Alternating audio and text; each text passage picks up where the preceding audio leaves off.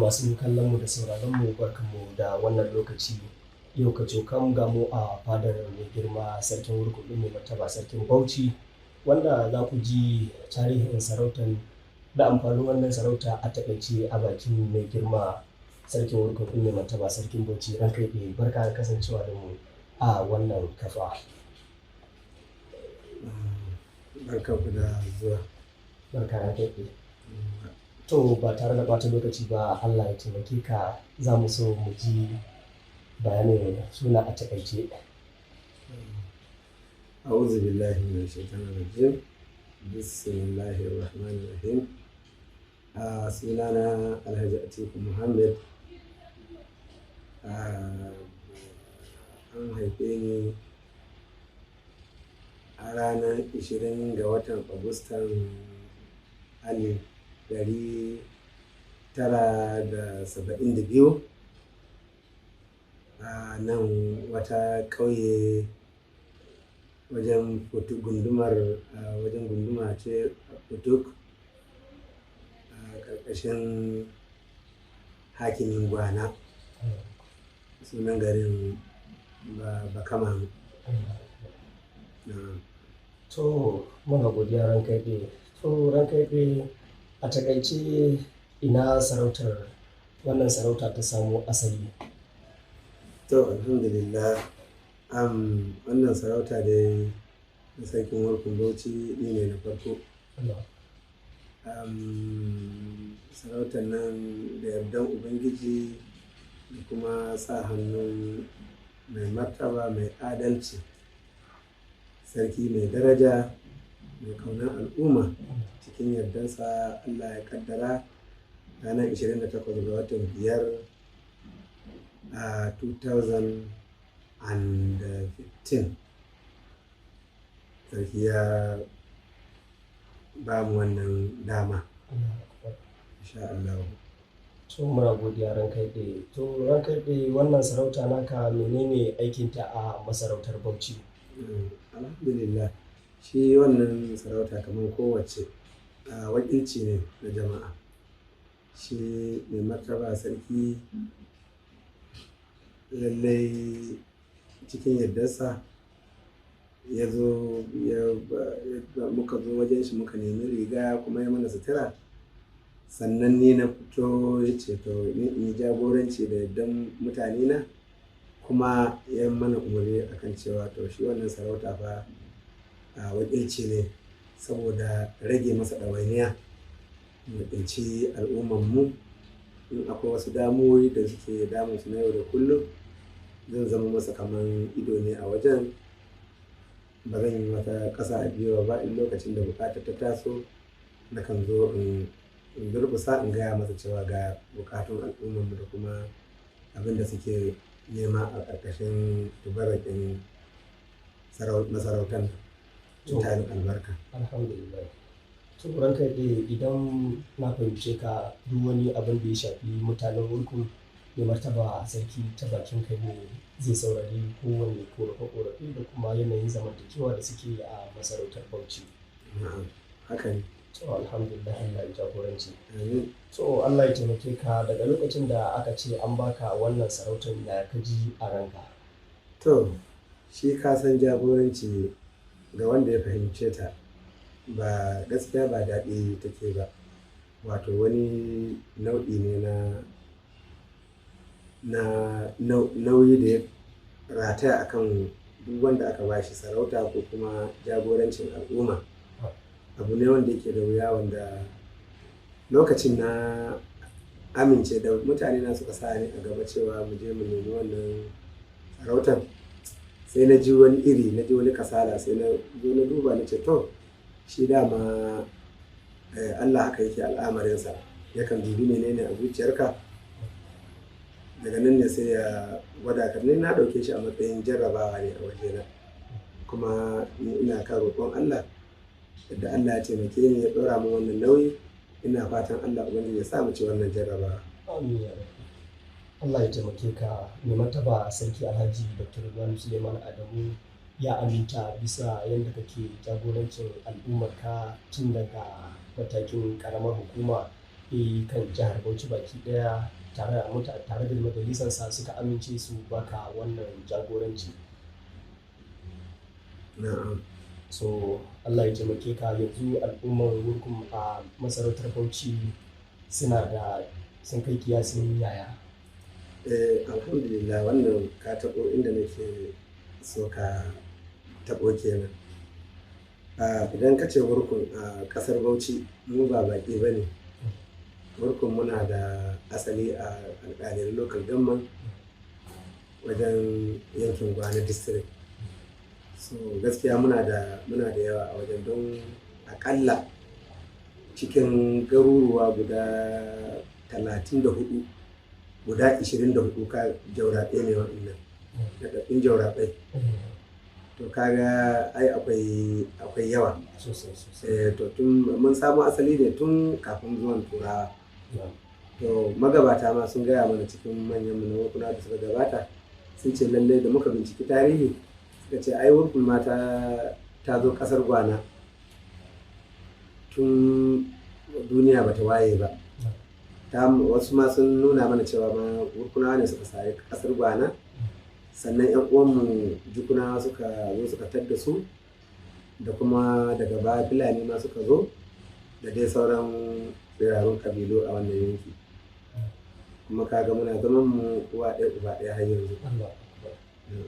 So alhamdulillahi, ni karan kaina abin ya bani mamaki matuƙa yanda Wurkunawa suke da asali da tushe a masarautar Bauchi, wanda a cikin bayani ka ambata mana cewa Wurkunawa suna nan tun kafin zuwan Turawan mulkin mallaka.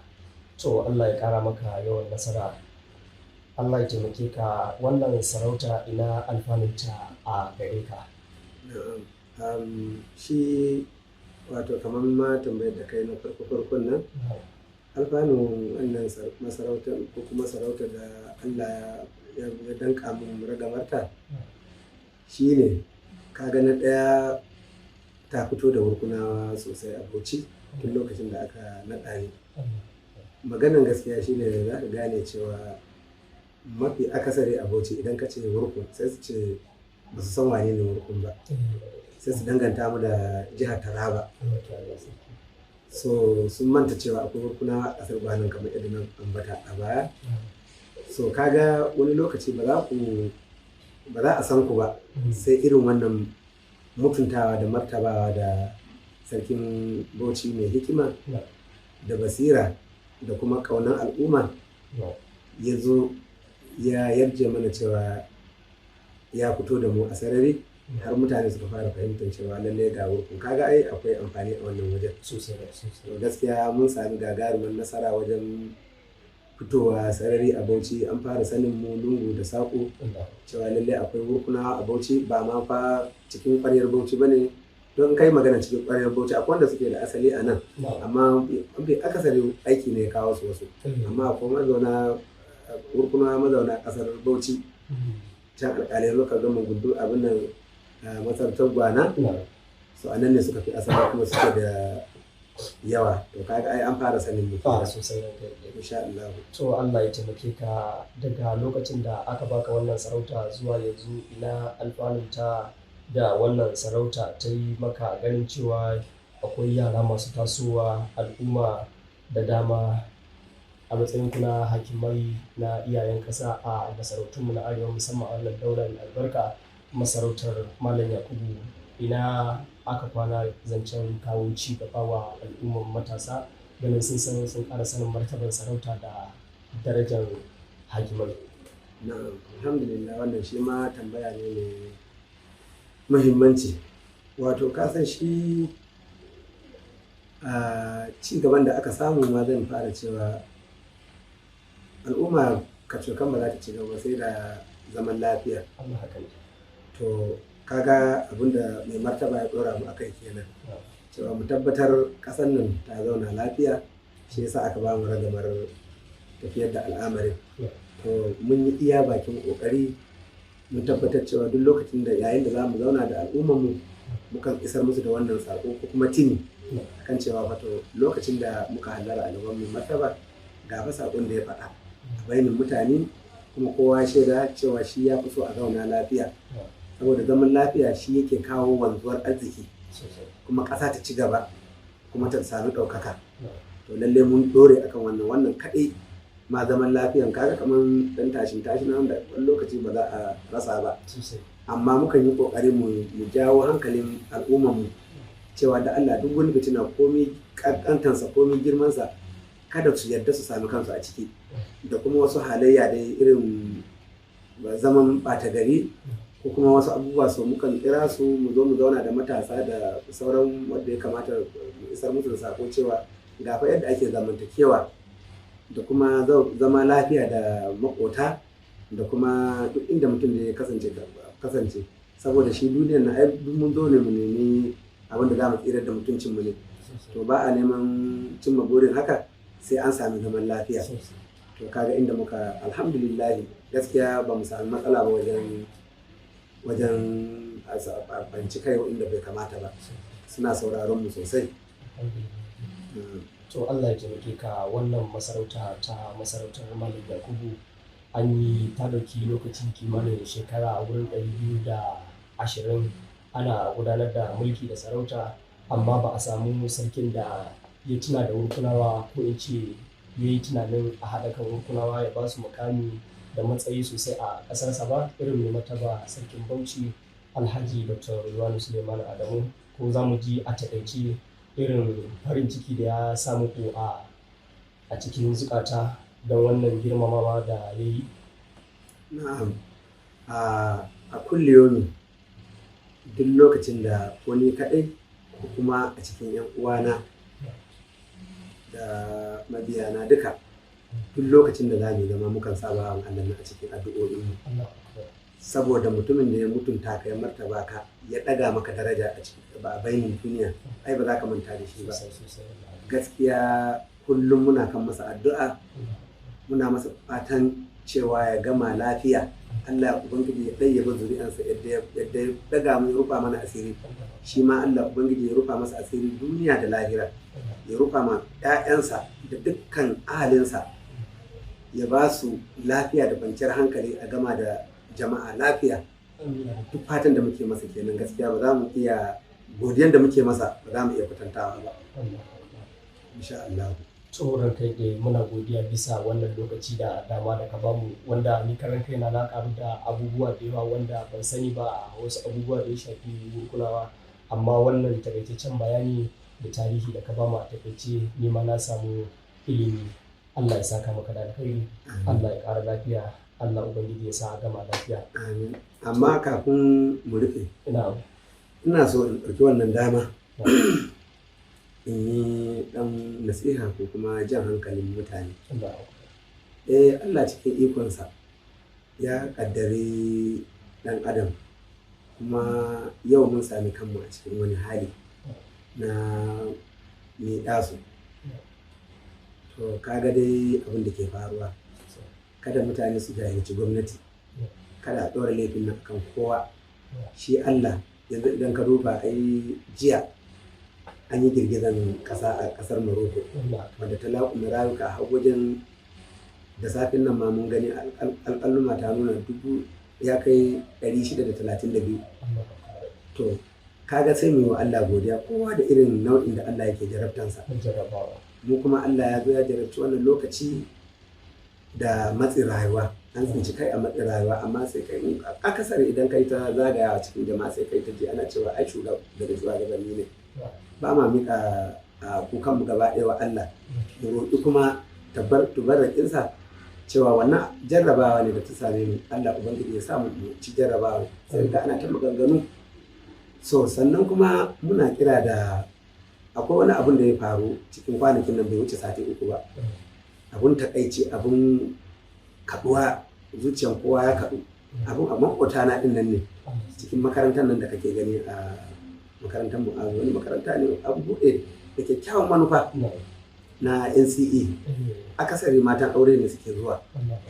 To gaskiya akwai wasu matakan da ba a ɗauka ba nake gani, da abin da ya faru da watakila ba zai faru ba a zurfin tunani ba, amma ni na tabbata da kyakkyawan manufa aka buɗe ta. Sai aka samu aka ji labarin wani yaro wanda bai wuce shekara 1 da rabi ba, wanda aka tsince shi a Sokawe ga makarantar, wanda har an cire sassan jikinsa. Ni ina wajen na gani har mun muka sallace shi saboda muna nan, saboda abun ya tun da lokacin da aka sanar da cewa yaro ya bata mai imamin kwanaki kaza, to ni gaskiya abun ya daga mu hankali, har ma na zo na sanar a masallaci na ce a sa iyayen yaran nan a cikin addu'a, cewa a sa Allah ubangiji ya bayyana yaron nan cikin rai da koshin lafiya. To sai kuma aka sami akasin haka, aka sami yaro Allah ya bayyana shi ba rai, kuma ga abin da aka yi da sassan jikinsa. To kaga idan al'umma za su kasance haka, gaskiyar magana shi ne maganar da nake yi na kan cewa jarrabawa ba za mu rabu da ita ba. Yaro ɗan shekara 1 da rabi a ce an zo an ɗauke shi an je an aibata shi, an ciccire wasu sassa don biyan buƙatar mutum, kamar yadda mai girma gwamna ya ziyarci familin wannan yaron, ya je ta ba su haƙuri, ya yi jawabi a wajen. Jawabinsa ya ratsa min zuciya, har ya sa na yi ƙwallon. Ya ce ba daidai ba ne mutum don biyan buƙatarsa ka ɗauki ɗan adam wai shi ne za ka cire sassan jikinsa ya je ya zama abin da za ka ci gaba da shi. Gaskiya wannan abun Allah baya bari irin wa'annan abu, kuma bala'i yakan biyo baya. Allah ubangiji ya sauwaƙe. Muna roƙo al'umma su yi haƙuri, kowa ya dage da roƙon Allah ya bashi abin da tunda Allah ya riga ya kawo ka duniyar nan, to lallai akwai rabon ka, sai dai baka tashi ka nema ba. Amma in ka ce kai fa kana hangen cewa kai sai ka zama kamar wani, to lallai fa akwai kalubale a gaba. Gaskiya Allah ubangiji kar ya sa mu sake jin wannan irin labari. Allah ubangiji ya tsare mu, ya tsare zuri'an mu, ya kare mu, ya kare iyalan mu, ya kare ƙasar nan, ya kare duniya gaba daga irin wa'annan masifu da irin makamantansa. Allah ya ba mu zaman lafiya. Kuma zan sake yin addu'a ma gwamnatin jihar Bauchi da bisa ga jagorancin Abdulkadir Bala Kauran Bauchi. Muna ganin jagorancin da yake yi, abin da yake bani sha'awa shine yana martaba abin nan masarauta, yana sauraron magabata. Ya sha faɗa cewa masarauta shine tushen kowa, wanda za ka zo ka zauna a faɗe, za ka zo ka zauna ka saurari magana mai kyau da shawarwari, da kuma a maka addu'o'i, saboda shi shugaba wakilin Allah ne. Shugaba ai wakilin Allah ne. In ya la'ance ka zai kama ka, idan kuma ya maka kyakkyawan addu'a, to shi ma yakan yi tasiri akan mutum. Muna masa godiya shi gwamna da yake martaba mana sarkin Bauchi da sauran sarakunan mu masu hikima da biyayya. Muna masa godiya. Sannan gaskiya za mu ƙara yin addu'a a ƙasar nan, ya sake ya ba mu bunƙasa arziki, ya fitar da mu daga wannan ƙangin da muka sami kanmu a ciki. Sannan mutane su ta jin kiraye-kirayen da magabata suke yi akan zaman lafiya da kuma tsoron Allah. Insha Allahu muna ƙara godiya ma mai martaba sarkin Bauchi. Allah ya bashi lafiya, ya bashi zaman lafiya da shi da iyalansa. Allah ya ɗaukaka darajar masarautar Bauchi, ya ɗaukaka ta bisa ga dukkan wasu masarautu a wannan ƙasa da ma duniya baki ɗaya.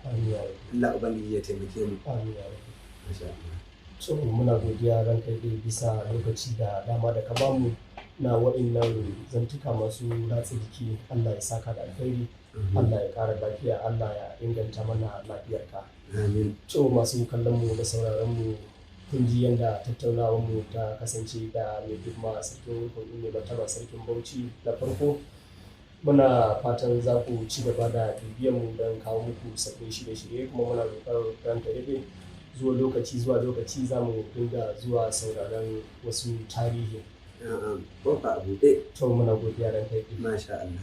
To jama'a assalamu alaikum wa rahmatullahi wa barakatuhu.